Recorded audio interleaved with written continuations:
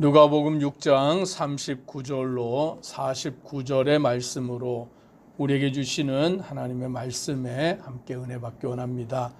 예수님께서는 제자의 삶에 대하여서 예수님을 따르는 자들의 삶에 대하여서 말씀해 주고 있습니다.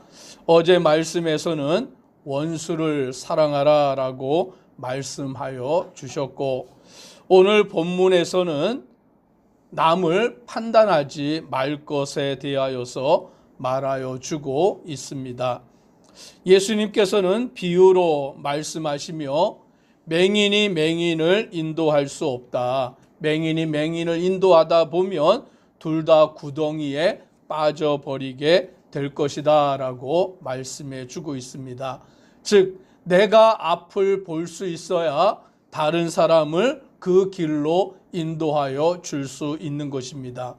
내가 앞을 보지 못하고 분간하지 못하면 다른 사람을 인도할 때에 같이 구덩이에 빠져버릴 수밖에 없는 것입니다. 또한 제자가 그 선생보다 높지 못하나 무릇 온전하게 된 자는 그 선생과 같다라고 말씀하여 주셔서 오늘 제자는 선생에게 배우는 자입니다. 그래서 선생의 가르침을 받고 그 가르침을 따라가는데, 이제 그 가르침을 받아서 온전하여지면 그는 선생과 같은 위치에 오르는 자가 된다라고 말하여 주시는 것입니다. 오늘 우리는 우리의 삶 가운데서 우리가 누군가를 인도하는 길, 또 누군가를 따라가는 삶이 무엇인가라는 것을 알 수 있는 것입니다. 그리하여 바리새인들은 그 갈 바를 알지 못하며 다른 자들을 가르치고 인도하였기 때문에 함께 지옥에 들어갈 수밖에 없는 어리석은 자들이 되는 것입니다. 그리하므로 우리는 참된 선생이 되시는 예수 그리스도, 또한 우리의 구주가 되시는 예수 그리스도, 우리의 길을 인도하시는 주님을 바라보고 따라가는 믿음의 성도 되기를 소망합니다. 예수님께서는 또 제자들에게 말씀하십니다. 40절의 말씀을 같이 함께 읽습니다. 어찌하여 형제의 눈 속에 있는 티는 보고 내 눈 속에 있는 들보는 깨닫지 못하느냐. 41절이었습니다. 오늘 형제의 눈 속에 있는 티는 보고 내 눈 속에 있는 들보는 깨닫지 못하느냐라고 예수님이 말씀해 주고 있습니다. 여기서 말하는 티는 작은 나뭇가지 또는 지푸라기, 그것을 말하여 주고 있고, 들보는 건물을 지을 때에 그 건물의 기둥이 되는 것, 옛날에 한옥에서는 석가래라고 말하는 것이죠. 그 기둥이 되는 그와 같은 나무를 말하는 것입니다. 물론 이것은 불가능한 일인 것이지만 비유로 예수님이 말씀하실 때에 우리가 어떠한 모습으로 살아가고 있느냐, 형제의 눈 속에 있는 작은 나뭇가지 그 티는 잘 보면서 내 눈 속에 들어있는 들보, 그 석가래, 기둥과 같은 나무는 보지 못하고 있다라고 말씀하는 것입니다.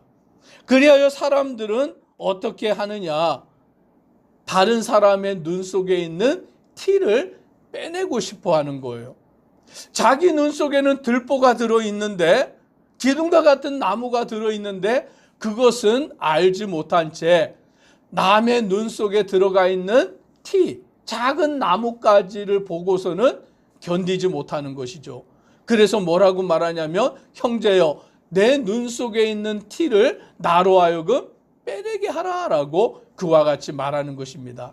다시 말하면 남이 잘못하는 그 일을 보고 넘어가지 못하는 거예요. 그래서 남이 잘못하고 남이 실수하고 그와 같은 것을 보면 그걸 견디지 못하고 지적을 해야 되는 것입니다. 너 그거 잘못하는 것이야. 너 그거 실수한 거야. 너 그렇게 하면 안 돼라고 우리는 말하고자 하는 거예요. 그런데 예수님은 뭐라고 말씀하십니까? 네 눈 속에는 들보가 있지 않느냐라고 말하여 주고 있는 것입니다. 42절을 같이 함께 읽어 보겠습니다. 너는 내 눈 속에 있는 들보를 보지 못하면서 어찌하여 형제에게 말하기를 형제여 나로 내 눈 속에 있는 티를 빼게 하라 할 수 있느냐. 외식하는 자여 먼저 내 눈 속에서 들보를 빼라. 그 후에야 내가 밝히 보고 형제의 눈 속에 있는 티를 빼리라. 아멘. 먼저 되는 것이 뭐냐라고 말씀하시기를 내 눈 속에서 들보를 빼라라고 말씀합니다. 우선순위가 뭐냐라고 할 때에 남의 눈에 있는 티를 빼는 것이 아니라 우선순위는 내 눈에 있는 들보를 먼저 빼어내고 그 후에야 형제의 눈 속에 있는 티를 뺄 수 있다라고 말씀하는 것입니다. 즉 주님의 말씀을 누구에게 먼저 적용해야 되느냐? 나 자신에게 먼저 적용을 시켜야 되는 거예요. 오늘 하나님의 말씀은 다른 사람에게 주신 말씀이 아니라 나에게 주신 말씀인 것이죠. 그래서 우리는 하나님의 말씀을 들을 때, 읽을 때, 깨달을 때에 그 말씀을 나에게 적용시키고 내가 회개하고 내가 돌이켜서 말씀대로 살아가야 다른 사람의 눈 속에 있는 티를 밝히 빼어낼 수 있다라고 말씀해 주고 있는 것입니다. 오늘 그러니 주님을 따르는 자는, 주님을 섬기는 자는 누구냐? 남을 비판하기에 앞서서 자기 자신을 먼저 돌아보고 말씀 가운데 먼저 자신이 바로 서는 자가 되어야 하는 것입니다. 예수님은 43절부터 못된 열매 맺는 좋은 나무가 없고 좋은 열매 맺는 못된 나무가 없다라고 말씀합니다. 오늘 그 나무가 좋은 나무면 좋은 열매가 맺혀지고 그 나무가 나쁜 나무면 나쁜 열매가 맺혀질 수밖에 없다라는 것이죠. 좋은 나무인데 나쁜 열매를 맺을 수 없고 나쁜 나무인데 좋은 열매를 맺을 수 없다라는 것입니다.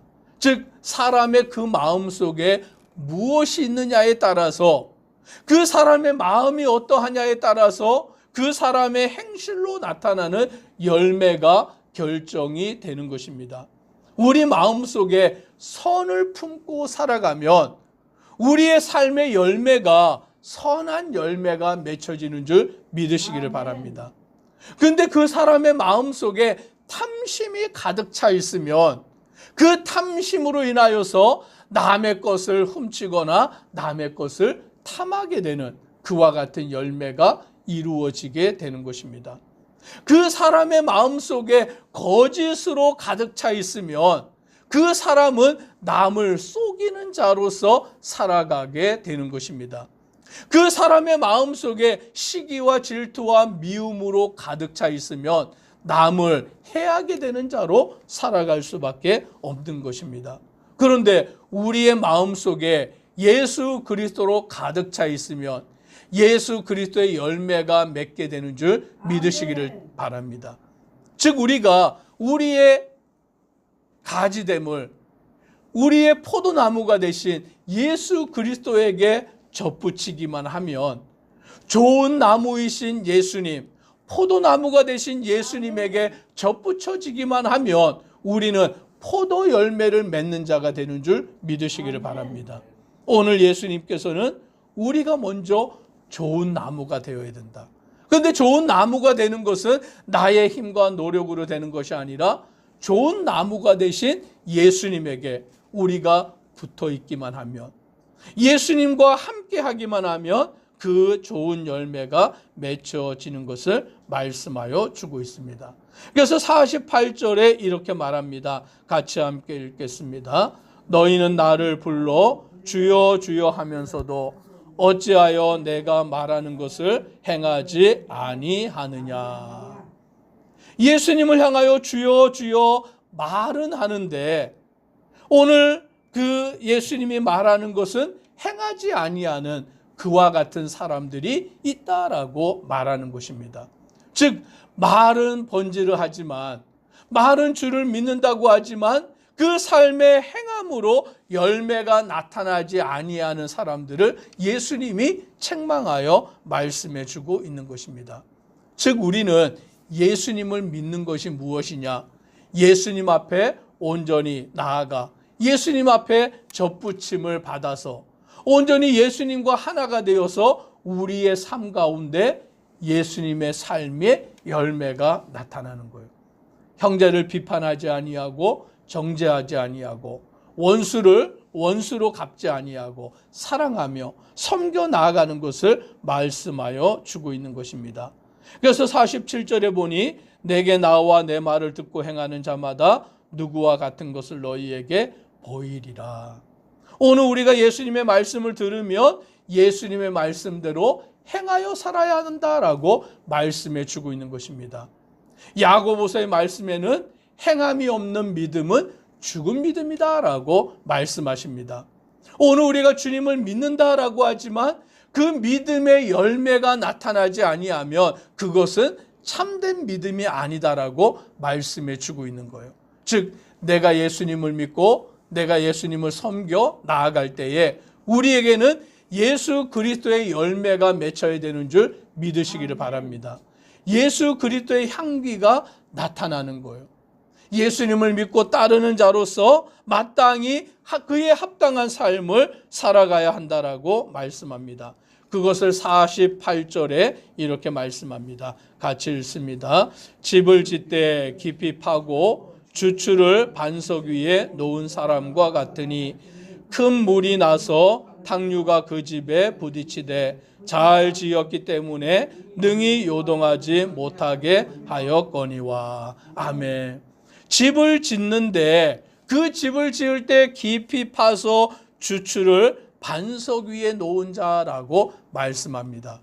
여기서 말하는 반석은 예수 그리스도인 줄 믿으시기를 바랍니다.